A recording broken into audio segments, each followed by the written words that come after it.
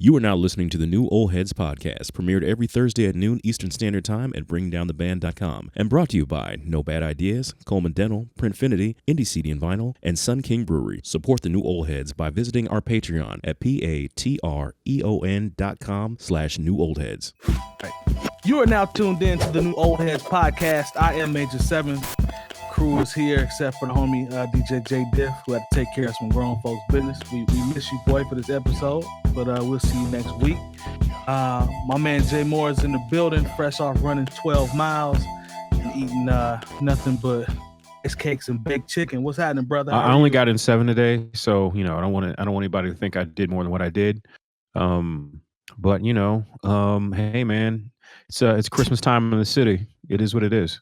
I see you. I hope nobody does the wrong thing so they can get that PlayStation 5. I just do whatever you do, just do the right thing.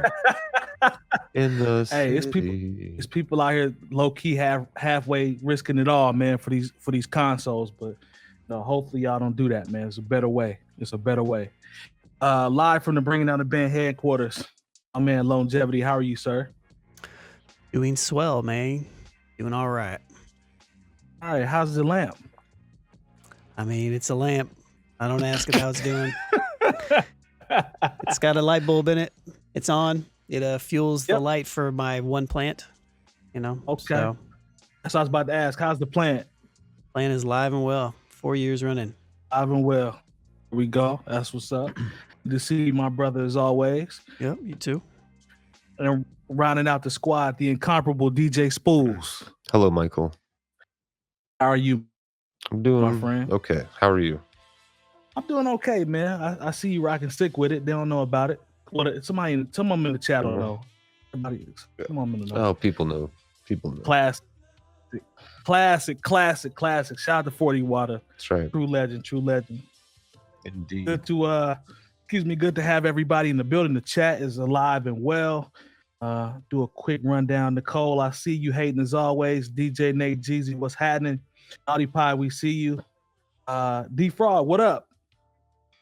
Let's see who else is in here. Did I miss Kendall anybody? Mathis. Kendall Mathis, what's happening? I see you down here at the bottom.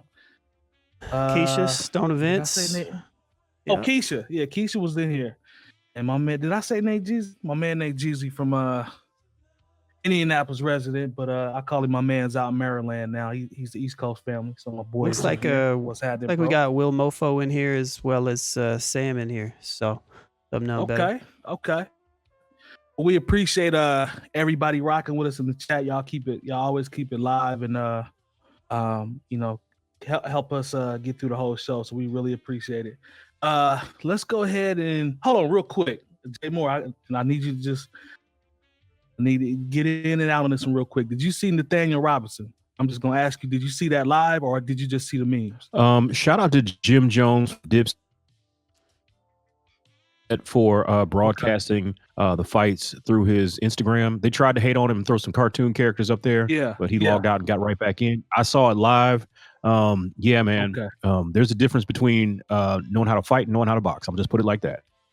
I think I'm with you on that. I give him peace for stepping into the ring. I give him peace for that. No, I don't really give him peace. Yeah, I think that's you know why? Because I think he really thought his blackness was going to beat Nate or whatever the dude Paul. I don't even know who this guy was. I'm out of the loop on whoever that dude is. But Jake Paul is a YouTube guy that actually does he's done some actual training for boxing. So he wasn't as a rookie as much as Nate was. So he's boxed before, and you could tell Nate was just in there like we fighting outside. Yeah, versus actually trying to. The difference between knowing how to fight and knowing how to box is there's a discrepancy there, and don't think that your skills in one area of athleticism will transfer to another area. That's all there is to that. Everybody's like, yeah, he's an athlete. I'm like, man, it's a little different. But shout out to Nate because he taking it like a champ. I hadn't seen any excuses. He just Snoop stole the show with the commentary. I will say that because after he got knocked out the second time, he started singing "Precious Lord." Yeah. I laughed for about 15 minutes. When that Spoolz, did you see this as well? I didn't even. You got to realize this is 4 minutes of boxing. Yeah. Right. Yeah. 4.5, 5 basically minutes on total. the internet as soon as it was done. Yeah. Gotcha. Yeah. So yeah, I got to watch it, man, and I thought it was funny how Nate kept rushing him. Yeah.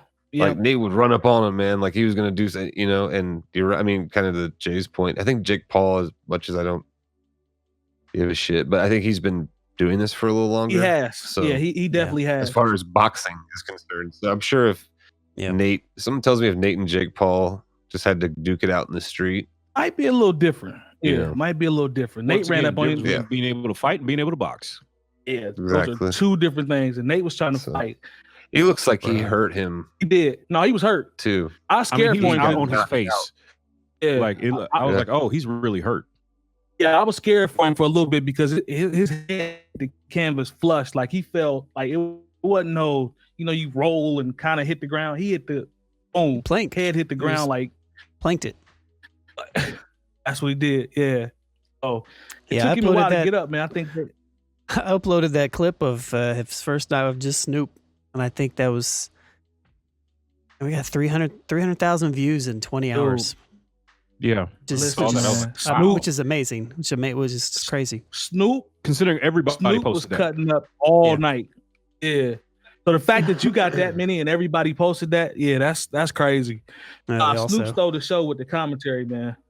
Like he had me cracking up. So we also got that. We also got that nice copyright strike for it too. So there's that. So. Oh really?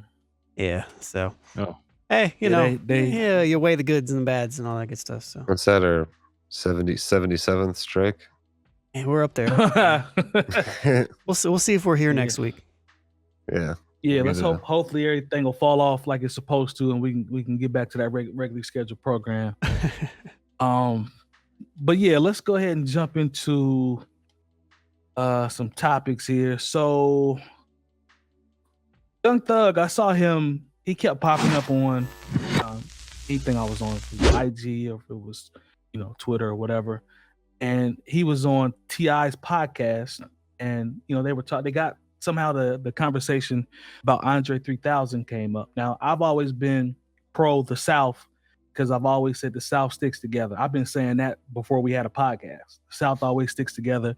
They look out for the artists, young, old, etc. Like I've always said that. I was a little thrown off by this one when they brought up 3 Stacks, and Young Thug was like, I can't rap 2 Andre 3000 songs. Ain't never paid attention to him, never in my life. I'm like, fam, you from Atlanta, so we're gonna do the age gap. I guess what would Young Thug be? Late 20s, if I was to guess. Help me out in the chat. Would he be late 20s? So the fact that he says he's never paid any attention to Andre 3000, but then there's a picture of him with like an airbrush trench coat that has "I want to be like Andre 3000" and Erykah Badu on the back of it.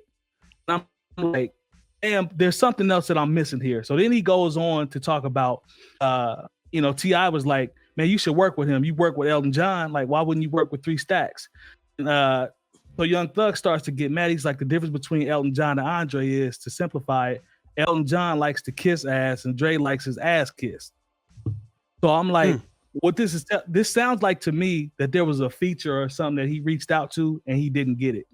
Like that's what it sounds like to me, because Andre 3000 has done nothing but big up dude in any interview that he's done. And it's rare that he says anything. So he's always giving pride. He talked about Young Thug when he was at Five.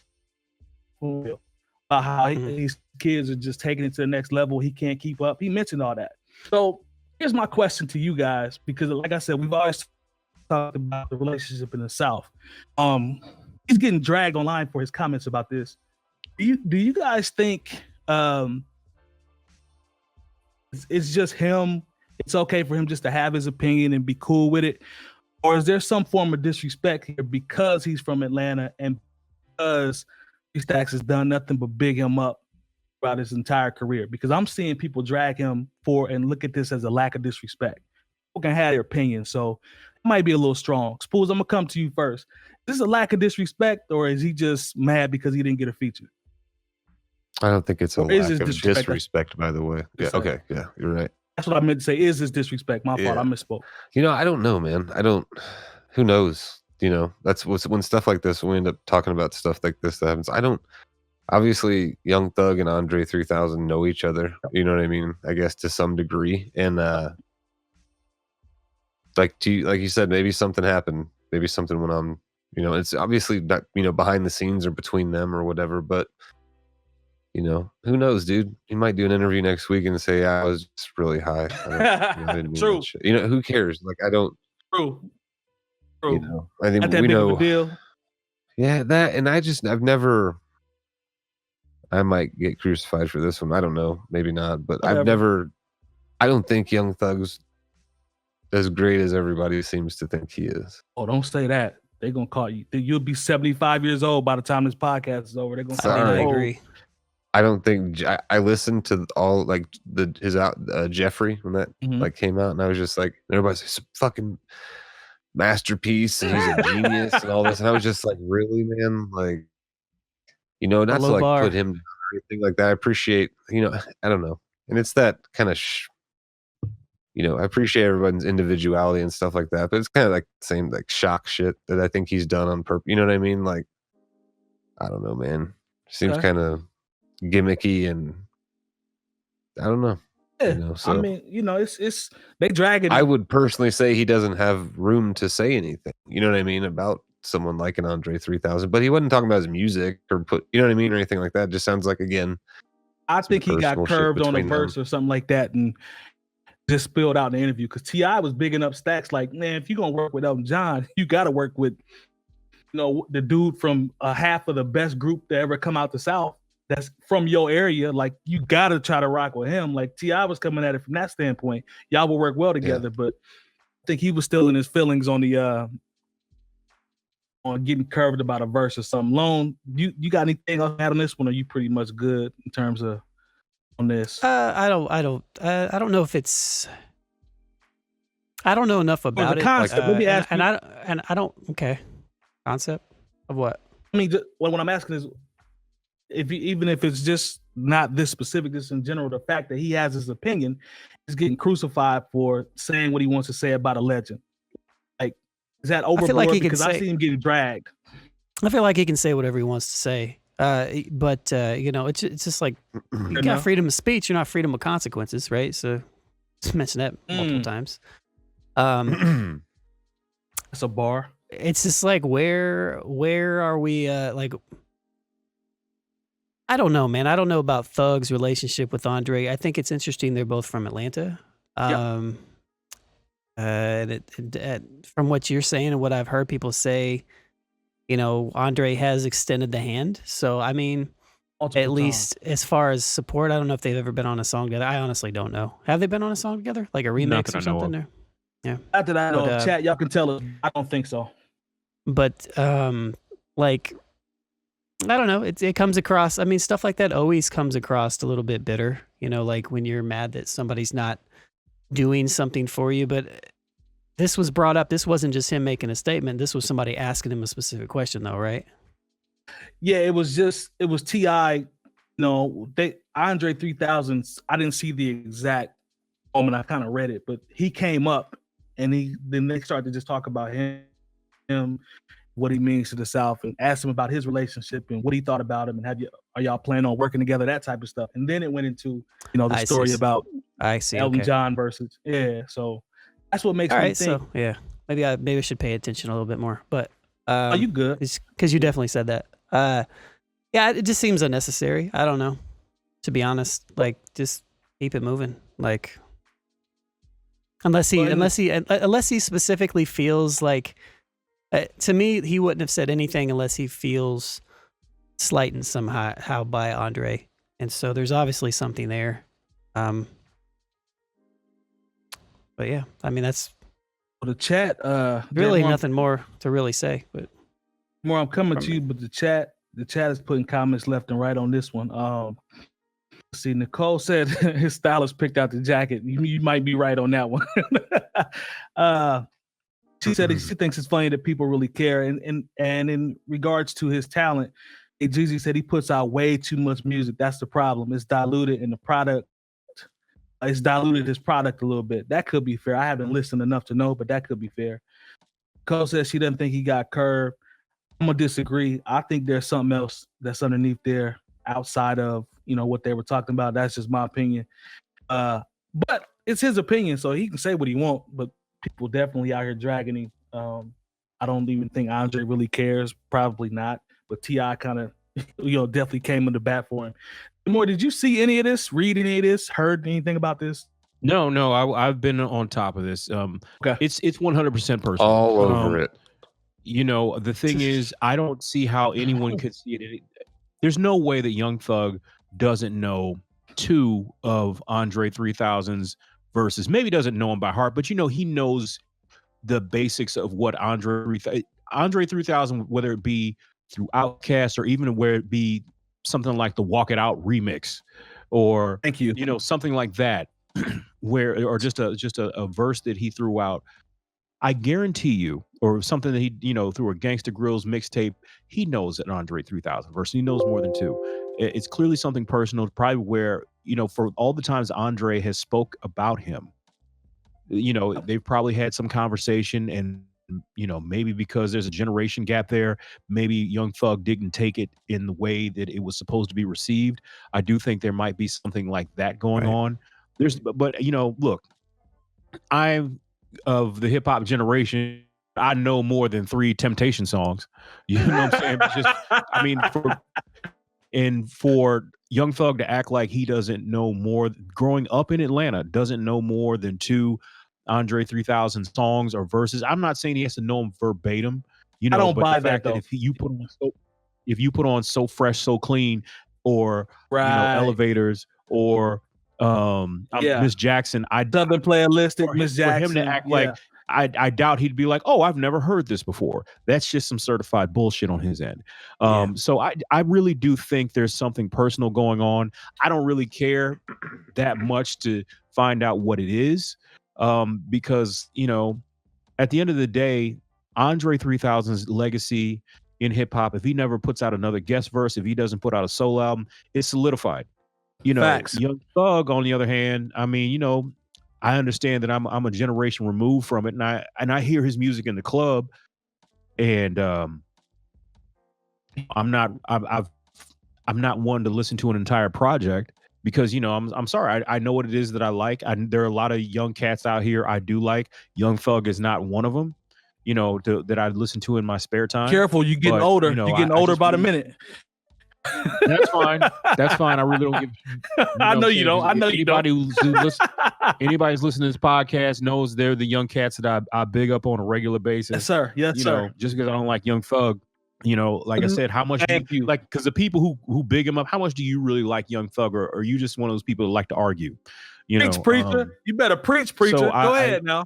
I just really think that and the thing is, it's a thing that young rappers really need to be wary of, because just imagine if when the Wu-Tang Clan came out, they were like, man, I don't know anything by Grandmaster Flash and the Furious Five. Like, that's hip hop at that point, because hip hop was so new and so young. At that point, that was several generations removed from what they were doing in 1995 compared to what was going on in 81, 82, 83. But you would never hear a rapper from that era say something like that. If anything, they just always bigged up, the Big Daddy Kanes, the Rakims, the Grandmaster Caz. They always knew their history. Now that part has changed. That part has changed into not knowing what happened more than 5 years ago, and they almost wear it as they almost wear their ignorance as a badge of honor. And I think that needs to stop. But like I said, I'm with you there 100%. He should be catching the heat that he's catching for not, because if it's personal, let it be personal, but don't come out and say that you don't know Andre's records, man. You're from Atlanta. That's just not true. And honestly, you should damn near be ashamed of yourself by even saying that out loud. Yeah, I'm not going on I don't know him. I ain't paid attention to him. There's no way you can grow up down there and not know who that is. I got cousins that age and younger that know about Outkast, so I'm cool in that. But his opinion, whatever. Like Nicole said in the chat, I don't really think Dre would care anyway. So it'll be water under the bridge. But in terms of Nate's part about his music, I think he has a good point, because I hear a lot of people say Fam puts out a lot of music. So I don't know. Maybe I'm missing on the melodies and all the other shit. Maybe I'm missing out on that. That's okay. to each his own. But all right, let's go ahead and jump into next topic. And Spoolz actually sent this to me. I wasn't aware of this, and this was done. Let me pull the article up so I can quote the source correctly. This was done via Complex, and there's a group of mothers that were together on the 𝗲𝗓, I think it's 𝗲𝗓 show in Chicago. I might not have. Yeah. Okay, yeah, 𝗲𝗓 radio personality in Chicago, and she had a lot of mothers from these kids that have some of the artists that were killed, associated with the drill movement. And I thought this was very interesting. Spoolz, I'm gonna throw it to you because you know a little bit more about it, because I think you watched the whole video. I read the article, but the mothers of slain rappers 𝗏𝗏, Lil Mr, Ray Ray, and 𝗏𝗏 talked to Chicago's the 𝗲𝗓 show about their children, and in the process, the parents humanized their children. The parents talked about their lives after their children have passed away and how they continue to hear them referenced through hip hop. We always hear people talking about, smoking on 𝗏𝗏 and, things of that nature, and very disrespectful. And these mothers are really going through it, and it brings back, it just continues a lot of pain that they're actually going through. I've never heard this side of it before. So Spoolz, go ahead and jump in on, what touched you about this article, because it's a pretty good read hearing these mothers talk about, how painful it is to continue to hear about their children that have passed away. Sure. No, it came at an interesting time, man. I this morning was just having like a text conversation with my man. Shout out to my man Merc Versus, if you guys know him or familiar with him. But we were talking about shit, and I was just telling him, I was like, man, something really bothers me lately for some reason. This is nothing new, but what goes on the internet as as far as when some of these rappers are like get killed, and everybody's, not just the trolls and all that shit. I mean, that shit's disrespectful on its own, but like people like these entire reaction videos from people who really don't don't really know shit about that. You know what I mean? Yeah. It gets to be a little bit much, and to me, it's like these are, humans before rappers, man. Right. You know what I mean? Like both, well, let's see here, Vaughn, Duck, and even outside of the drill scene, Mo3, man, they all left kids behind, man. Yeah. Like, yeah, there's just that part of it that I think I don't know why, if it's just, this weird need to be entertained, the desensitized, nature of, for a lot of this, I don't know, but it's sickening, man. You know what I mean? It's just getting ridiculous. And I guess just to be more specific, it's just I don't know, man, the shit that bugs me, I guess, again, is just more just some of the shit that you see on the internet, man. That kind of eggs it on, you know what I mean? And it's people on the outside that don't have a clue and are choosing not to be compassionate or sympathetic to, in my opinion, drill what people are talking about in that stuff, or in drill music, and more specifically what's going on in cities like Chicago and all over the country. But these are humans, man. I think we got to keep that in mind and remember that above anything else, who have mothers, who have children of their own. You know what I mean? So it's just something that I think gets lost when a lot of this stuff happens, man. People, I mean, we're all kind of desensitized. People, when I say we, it's people who I think are part of, like, a hip hop community, or love hip hop, or feel like they're a part of it. Like, it's all the time. You know what I mean? But man, it's I just feel like there's something like weirder in the air as far as that shit's concerned. And it's some of this YouTube shit that's just like, man, you're literally trying to profit off of death, man. If you think about it, it's nothing new. Not trying to say anything crazy, like, oh, I just discovered this. You know what I mean? I understand a lot of that shit's been going on for a long time. It's just, and back to tie this back in, seeing something like what 𝗲𝗓 did in bringing these mothers together, was so powerful, man, to see and to listen to them. And one of them, to your point, was 𝗏𝗏's mom, and everybody's smoking on 𝗏𝗏, right? Like, right. People who don't even who aren't from Chicago, who don't know anything about that shit, will say that, man. And it was powerful to see his mom, talk about that. How do you feel when you hear this? You know what I mean?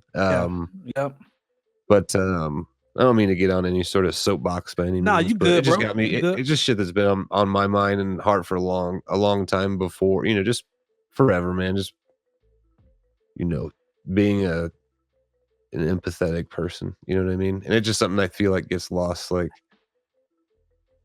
got to point a finger at why, or we got to let's speculate on why this happened. You know what I mean? Like that's it's not like that man just got killed, man. This shit's crazy. You know what I mean? Like it's not because he's a drill rapper. That drill rap is a symptom of the disease, which is the societal ills of which some of these kids have to fucking deal with all the time, or what they grew up in. So I mean, if you think about it, Spoolz. Anyway, we talked about Easy and Gucci last episode, and Gucci even said, we smoking on 𝗡𝗲𝗄 tonight. This is the exact same thing that these mothers are talking about. Well, a lot of that, exactly. Yeah, absolutely, man. Yeah, and I thought, it's just interesting to see too how some of that verbiage or whatever has permeated through. That's Chicago slang. 100%. Yeah, you know what I mean? That's just wild, man. But no, I don't know. I mean, again, that's just something. You see it as you see it as, and this may be a weird comparison, but do you see the disrespect coming more from media figures or more from like artists themselves that are like a part of it? If it was, I'm sorry. Go ahead, Spoolz. I was just say it's artists that do it, but the media eats it up, man. Like when I say, I'm not talking about like Fox and shit like that. I'm talking about like today's modern media, like YouTubers who are just trying to get some attention. Somebody fucking pay attention to me, man, and they're utilizing some of this shit. Yeah. So to answer your question, Sean, the direct disrespect I would think comes more from like other rappers and shit like that. I think the rappers, the artists, to Spool's point, I think there's the majority. There's a lot of it that comes from artists going against one another, but the fuel that's poured on it comes from the people that are quote unquote influencers on YouTube that are just trying to get views, that just like comments and all that. Just like the comments shit alone, man. Like, remember, I told you guys there was a comment. I think it was 2 weeks ago. We were talking. I told you that Polo G, but just one of King Von's homies, talked about how fans perpetuate some of this shit as well. Like Spoolz said in the comments and going through all these YouTube pages and gassing up these people that's in the living room talking to get subscribers about some shit they really don't know about. Like I think it all goes into one. You know what I'm saying? I do think it's the artist, but the comments and the influencers, quote unquote, throwing the fuel on top of that shit, it don't help. Dude, I'll say that it doesn't help. Go on YouTube sometime and just Google and just put it in Google. Go on YouTube and Google. Go on YouTube and search like just Chicago gun violence or something along those lines. And there are people that have pages that are like that will, each video is like, here's where FBG Duck was killed. And like they'll go to the place on the street where he was killed and like show you on Google Maps where it was, and here's what happened. It's like recreations of like, and Duck said he had such and such bodies. It's become entertainment for weird, in some ways, and it's fucking that shit is weird, crazy. Go ahead, Lone, jump in. It's not just Chicago, man. If you look at the way they talk about other rappers, man, and shit like that, like, dude, Mo3 got gunned down running for his life on the fucking freeway in the middle of the day. Right. You know what I mean? And all you can see is reaction videos like about Mo3. Like, you didn't fucking know him, man. That dude died. He had kids. Like, just leave it alone. Yeah. Like, it's not fucking entertaining. Yeah. Sorry, Sean. Go ahead, man. No, I don't. I mean, Jay, you can chime in. Well, no, I touched on this a little bit in a previous episode where, as someone who's tried to embrace, the hip hop community, and hopefully I feel, and I do feel that embrace back. When it's Mo3 or Pop Smoke or FBG Duck, like I take it a little bit harder.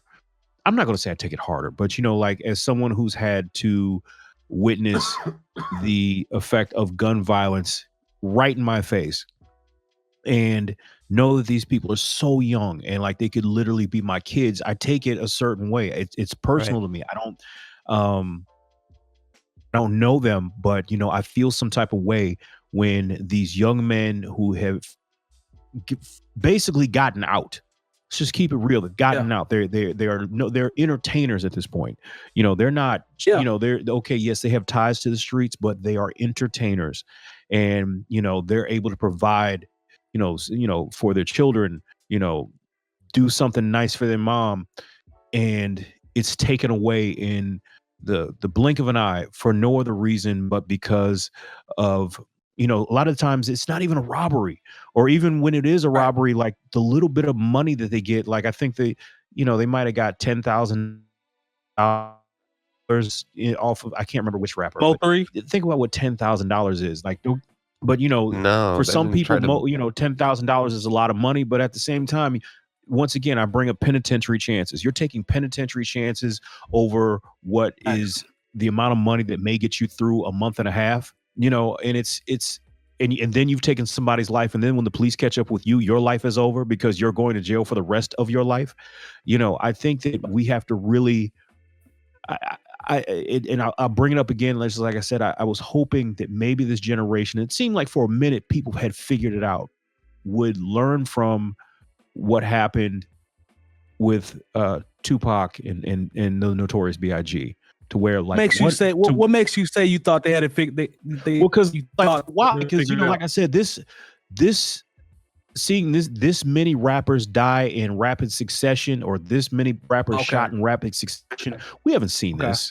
You know, we didn't see this even 10 years ago, or you know, 15 years ago. Like now, it just seems like, oh, another rapper got shot this month or this week.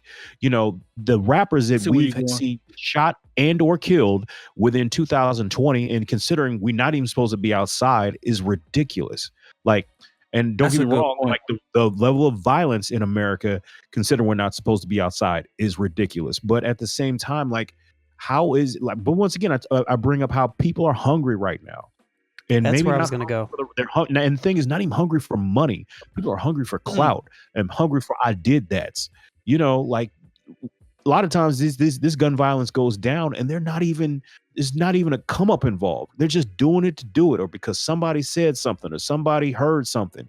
Like, and that's the most disappointing part, is because people are losing their lives for no other reason because of ego, misunderstandings, pride, ego. Something that if maybe they were a year older, or they had just a little bit more understanding, or there was somebody within their circle who would say, oh, hey, young buck, let's go ahead and just let's go ahead and talk this out. It wouldn't have to come to people being shot to death on Michigan Avenue in the middle of the day. Like, that doesn't even make sense. It's not even like FBG Duck wasn't shot, you know, on the rough side of Chicago, south side or west side. He was shot basically where all the high end stores were. Somebody hunted him down and shot him in the middle of the day. That's probably the thing that has not, you know, has sat so poorly with me. Has made me so uneasy about the state of not just hip hop, but where our young men are, to where they feel so emboldened to go and shoot somebody in the middle of the day, where they're in a place where that's not even their block. You know, so anything can happen on your block.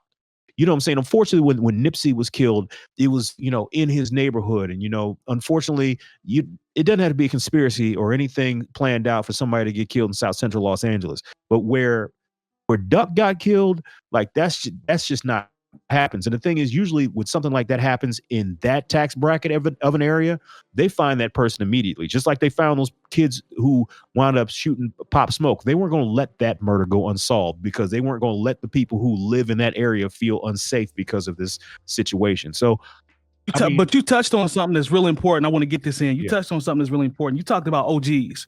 You talked about, you know, mentioning OGs. And you know, being able to sit down and talk to the youth. You're getting closer to my point. Keep going. That's why I was about to come to you. I was about to come to you, Lone. When he did that, I think it already is coming to your point. That's why I wanted to give you platform to say whatever your point is, because I feel like we were coming around to it. I saw you come in a couple times saying that's where you were going. Yeah, I think everything that everybody's saying is perfectly valid. I tend to personally look at things from an angle of why are things the way they are, and boil it down. Like if there are more rappers chasing clout and killing each other in the streets, or if that's just, what does that speak about society right now? What does that speak about the state of the world and America that we're in right now? What does that say about the climate that everything, why do people feel that way in the first place? And, it unfortunately goes down to like politics to me. And it goes to expand on the politics part. How the country is built. And I mean, I don't want to jump into the depths of and have a deep capitalism debate here on the show. The past, but there's those elements that are a part of it. Everybody is chasing money, and everybody is chasing everything that comes along with the money. And Jay Moore made a very interesting point about penitentiary chances over like 10 grand. Like, yeah. Think about it. Like, if that's really a thing, think of what that says about the state of the economy, or not even the economy, just the structure of where we're at right now, And I'm granted, I understand that it's not like it's way different than it was 20, 30 years ago, but it makes you wonder about those things even further. At least it does for me. I mean, I don't know if anybody else wants to chime in, but that's the angle that I would want to like dive deeper into on these things, if you will. Spoolz, do you think speak when it comes to OGs? We never want to say a generation is quote unquote unreachable. You know what I'm saying? But I think that the climate that we're in now is so different with the advancement of social media, and everybody wants to be a star, and everybody has followers, and everybody does things for attention. From an OG standpoint, is it OGs that are gonna have to try to combat some of this, or is it gonna have to come from somewhere else? Because this is a totally different animal. You know what I'm saying, into media and how things are portrayed. Yeah, I don't know, man. That's why I guess to kind of bring it back to what we were talking about, like the thing on Complex, and I highly recommend everybody watch it. With Drea O and the four mothers that she had on, stuff like this, man. Like just I ask myself that question too all the time. I mean, how do we get back to more compassion, or how do we get to a more compassionate place? Mm-hmm. I mean, it's not like we've ever been that way, super compassionate, you know what I mean? But how do we get to a place where we, especially in this country, just like admit kind of something I touched on? We could sit, man. I know. About the, especially stuff Lone touched on too, with the political side and the economics and the, part of it, what I talked about with just like how even sometimes the finger gets pointed at someone who got murdered. Yeah. You know what I mean? And I get how, not to get super deep into that, but that's certainly, and by that I mean like,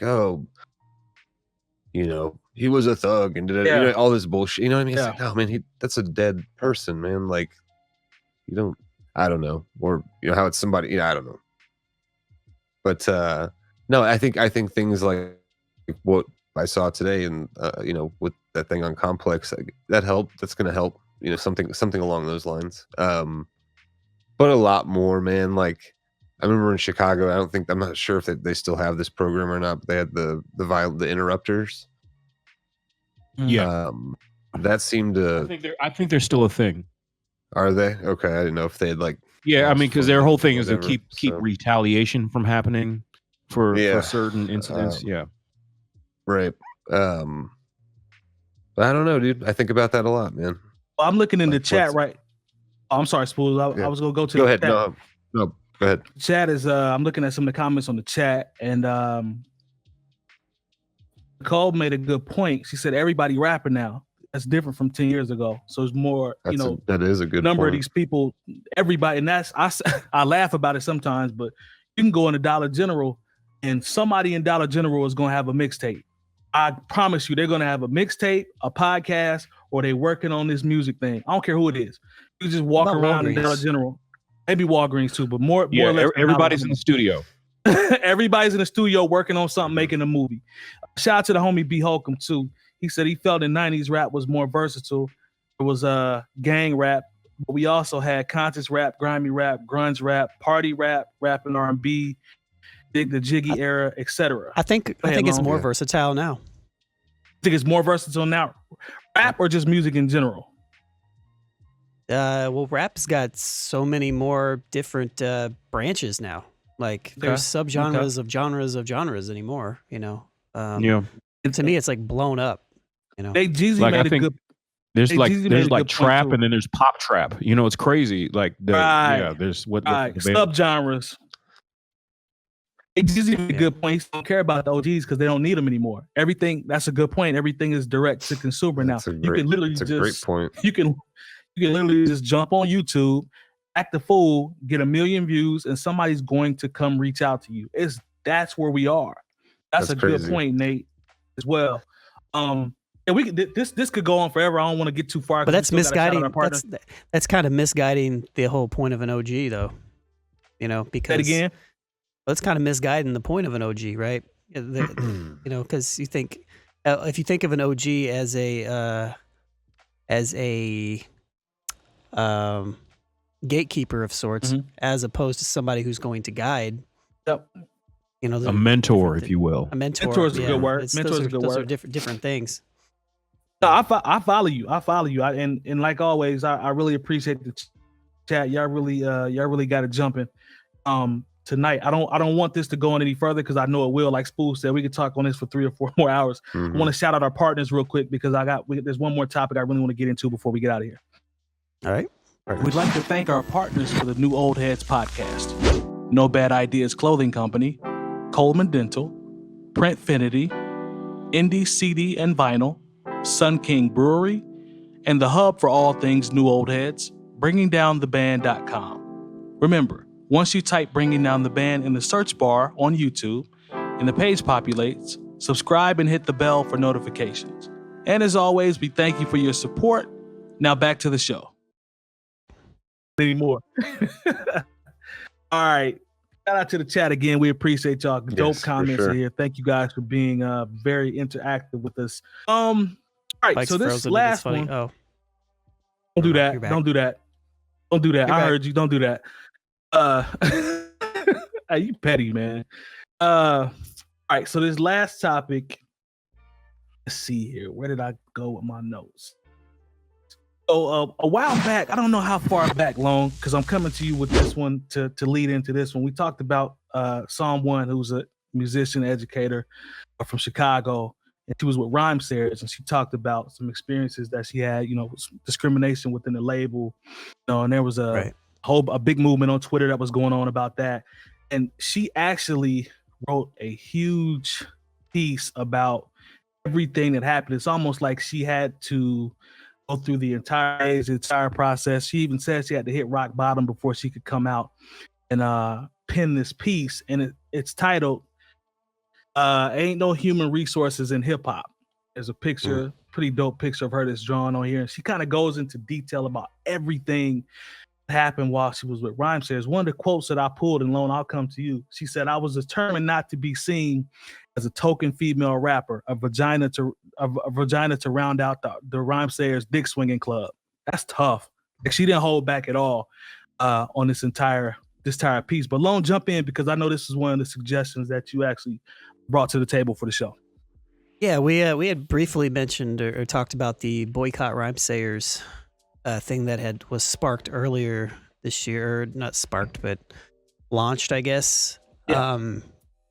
And this is just really kind of I don't know if it's necessarily the conclusion, but this is the first time that I think Psalm has like really kind of addressed everything and kind of stated her entire experience with Rhymesayers, you know, from the very beginning when she was a Chicago rapper and she got signed to an independent label that, you know, was kind of idolized in the underground, you know, from the 90s, you know, being from the Midwest, and and the abuse that had taken place, the lack of support from her record label, 𝗲𝗡𝗄𝗋, just kind of the neglect, if you will, of not even necessarily like believing her, but not even giving her the respect of being an artist, and following through with somebody who you're supposed to be supporting. So she documents all that all the way down to, the things that happened, all the way to, where we're at today. So it's a very good long read for anybody who's in the music industry, especially the hip hop industry. I think it's penned more so.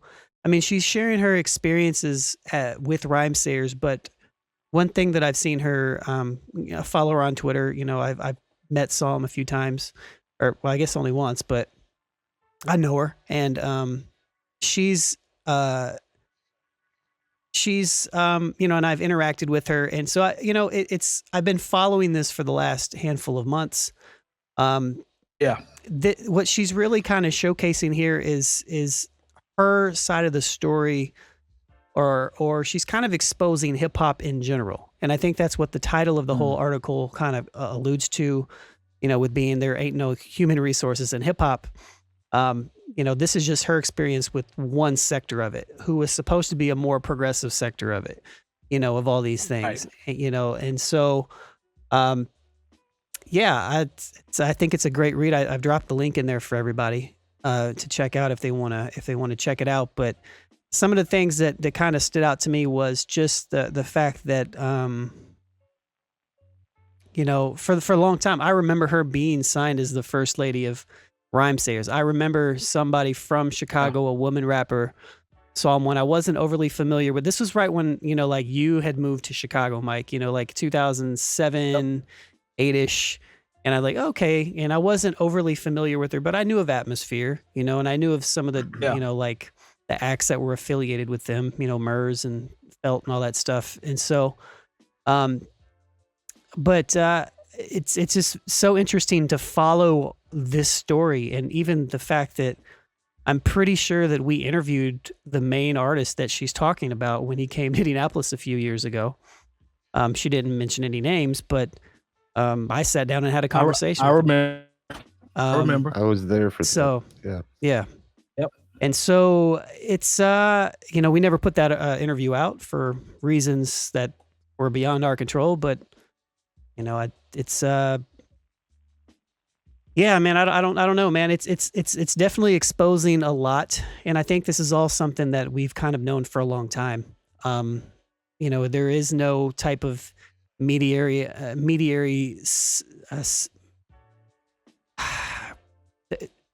there's nothing that really kind of regulates any of this outside of like public opinion, and the fact that this has been something that has been brewing for a while, but it now has been brought to the forefront because it's almost essentially been politicized, as she also kind of shared in the article, is an interesting thing.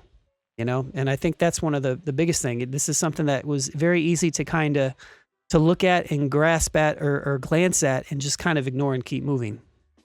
So.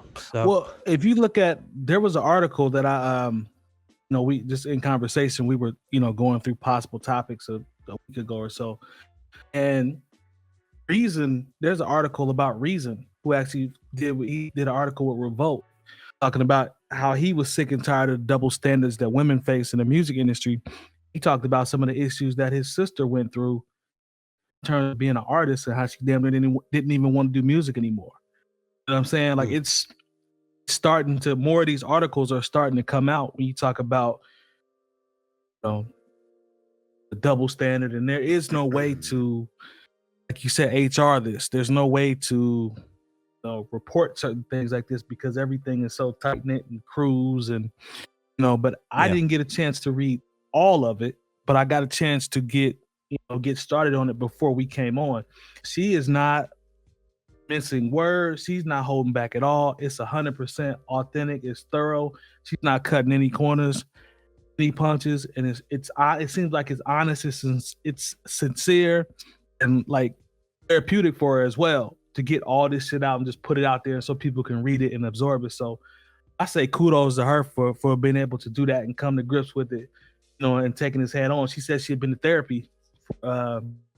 It's 2017. She said about 4 years dealing with this and everything that she had gone through. So for her to come, as she said in the article, to hit rock bottom and actually come out with this article, I think that's extremely dope.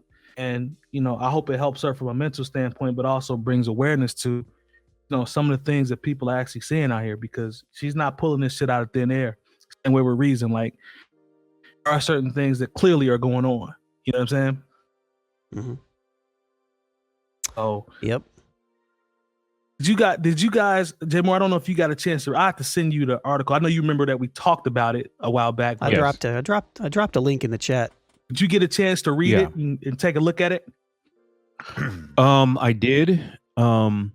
This is the thing. It's sad, but anytime I read one of these accounts from any woman, especially who's having to deal in a mostly male dominated industry. I mean, in most industries in this country are male dominated, but even more so when you're talking about hip hop.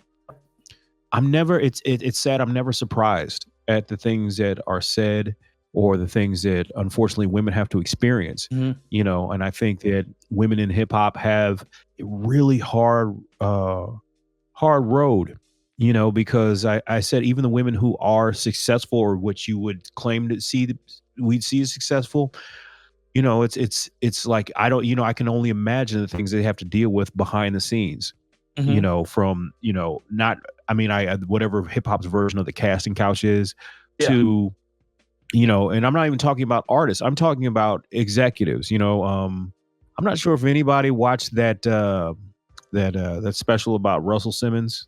That was hard to watch because I always wanted to give Russell the benefit of the doubt, but it was hard because he seemed to have. There was a real MO he had. Russell was out there bad in that doc. Russell was out there bad. All the women looked the same. All of them had basically the same story. Yeah. And the thing is, it's not like everybody, because everybody likes to run that. Oh, they just looking for money. No, these women were looking for money. Right. They were. Right. It was just a situation to where, they had really been done wrong by Russell. And I know it's two sides to every story, and we weren't there, but it's and these are 3 or 4 women's stories. There's probably a story in the West Coast, down South, East Coast, up North, Canada, wherever you are in the music industry, there are women who've had to go through this sort of foolishness, and it just, I think it makes it really hard for the women artists because, like, I know in the last episode I was super hard on, I think, Megan and Nicki Minaj, but it's like, think about what they have to do and to put up with to just get their music out there to people. And unfortunately, and we've talked about this a little bit before, to where they don't even let women grow up in hip hop. Whoever you are, when we meet you, that's who you have to be. Are. Okay, so all right, Megan, this is who you are. We don't want an introspective personal record from you. We need more ass shaking anthems, and this is what you need to do until we can't get any more from you, and then we'll get the next 23-year-old girl with a sassy mouth, and then we'll move on from her, and it'll just be a cycle. It's women in hip hop, women in, I don't want to just say it hip hop. I'm talking because I've been in corporate America and seen the stuff that women have to put up with. So I mean, we've all seen it, especially from a corporate American standpoint. Like, everybody's been in the office and the conversations that go on in the office and stuff like that. And it's crazy, but it's very similar to your point about what you're talking about from a hip hop standpoint. Like, it's sad, but the shock value, I believe it 100%. I'm not saying I don't believe it, but the shock value is really not there because I could see what she's saying happening, and that's the unfortunate part about it. Spoolz, you got anything to add to this one? I know we went a little long on this one, but I still want to hear from you if you got anything else to add before we get out of here. No, I haven't read the article, but I do intend on reading it. But I remember when all that shit came out about rhyme sayers some time ago. But I'll tell you what, I was a little bit surprised because I thought, kind of to this point Sean made before, that they were more progressive.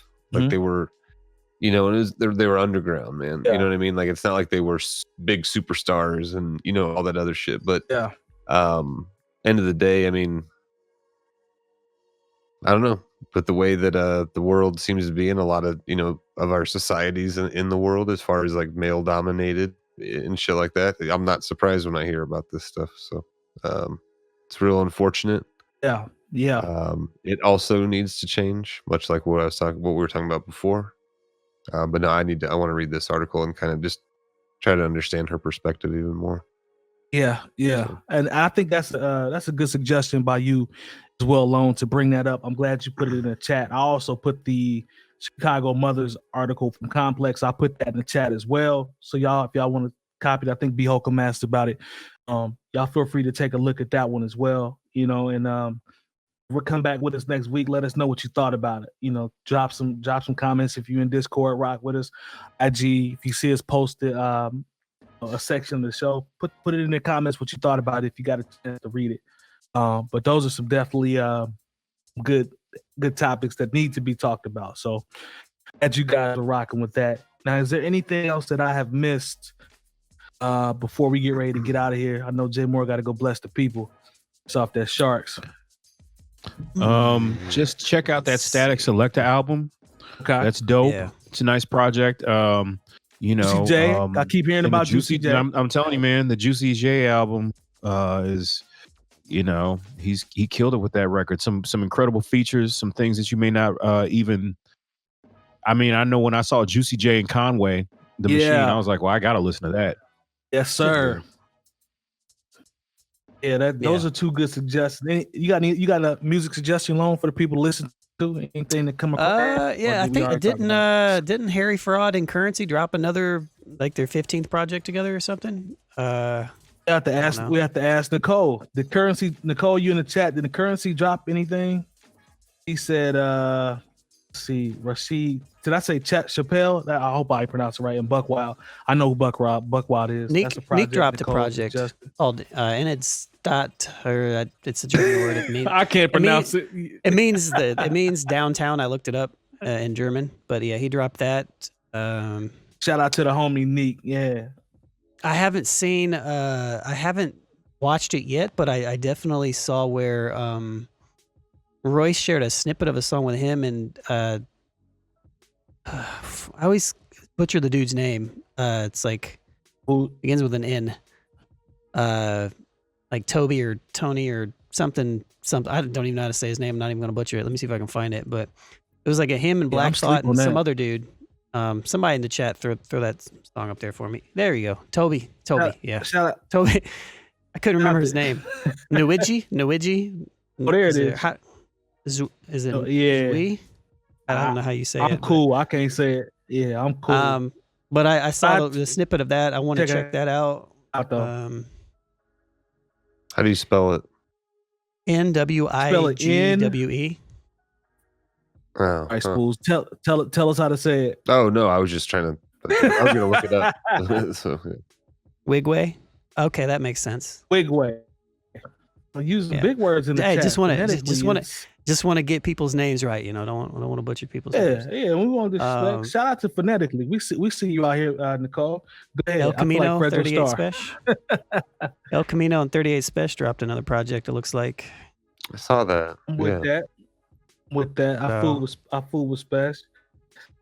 E said that Juicy J, he digging it. So that's another one for Juicy J. Nate told me, he slapped me up inside my head basically and was like, go listen. So I got to go listen to this Juicy J. Clearly. Willie the Kid dropped another one. I don't know if you guys saw that or not. It's called Douche Marks 2. Him and Vidon. Deutsch Marks? Deutsch Marks. Douche Marks is something else. let him. I'll let him cook, man. I wasn't going to say nothing. I'll let him cook on that one. It's all right.